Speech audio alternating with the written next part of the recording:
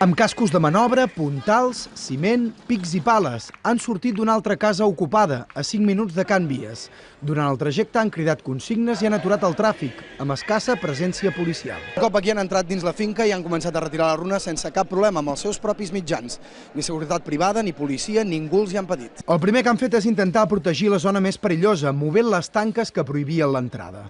2 bombers municipals els han advertit sobre els riscos d'accedir a la finca, greument deteriorada, però ni cas. Tampoc han servit les súpliques de l'alcalde. No entrin dintre Can Vies. Can Vies, l'edifici aquest, que està enmig derruït, està en una situació que no és bona perquè la gent hi entri. Sisplau, no facin tonteries. Després de 5 dies de disturbis, 60 detinguts, un d'ells en presó preventiva i més de 200.000 euros en destrosses, l'Ajuntament ha paralitzat la demolició del centre ocupat com un gest de bona voluntat. Para hacer tanto vandalismo y tanto jaleo, no. I menys que ara que es tirin cap enrere, això encara és pitjor.